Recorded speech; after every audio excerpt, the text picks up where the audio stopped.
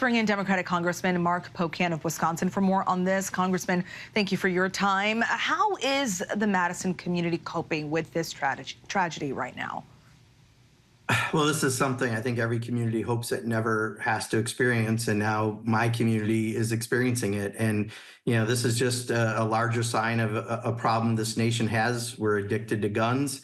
We're addicted to gun violence, and we don't do anything about it. This is uniquely an American problem. No other country has anything even close to what we have. 480 plus mass shootings this year alone, 80 plus in schools, and yet we haven't got the outrage enough to stop it. That's a big part of the problem, but people are certainly grieving through this in Wisconsin. And Congressman, you released a statement saying, in part, thoughts and prayers offer comfort to the families and communities affected, but have not changed our unique reality as Americans. It's time for action. You are the co-sponsor of several gun violence prevention and youth mental health bills. What's in these bills, and what kind of change do you think they can make nationwide?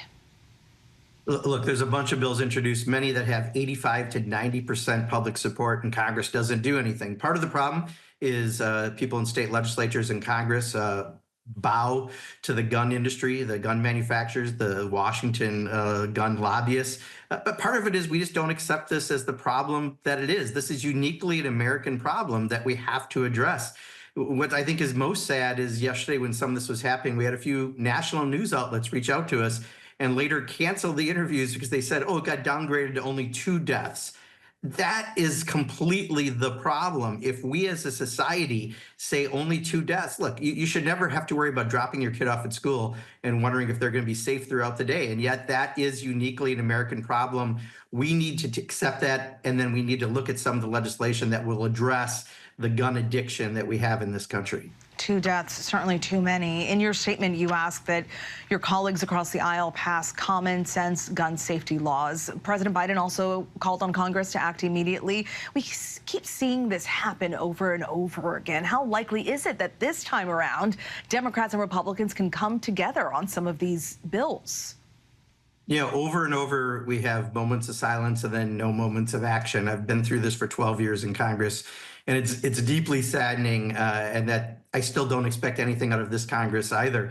But we have more guns than people in this country. This is a uniquely American problem. We have to start treating it like that. And if this were an epidemic of COVID, the nation responds. This is an epidemic of gun violence and gun deaths, of kids in schools, and we have to treat it like it is, and we're not even close to that. So I think just part of it is all of us talking more about it, making this an issue that politicians have to address, but really understanding that it's good to be number one when you're a country, but not number one in this type of gun violence, and that's exactly where we're at. Yeah, not at all. Can we talk about the security at the school? The school doesn't have a resource officer.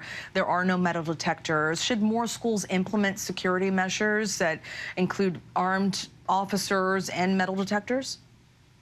Actually, law enforcement locally handled this best. They got asked this question, and they said, no, like, it's a school. You shouldn't have to worry about this. This is a bigger societal problem, and just putting in more protections, then where are you going to do that next? In hospitals, where are you going to do that next? Why don't we just address the actual problem, which is we have an addiction to guns and gun violence. We have more guns than people in this country, and it's uniquely our problem. Once we accept that, then we might start looking at some prescriptions to cure it. But simply just fortifying our schools is not the answer. And that's coming from law enforcement, not from me as an elected official.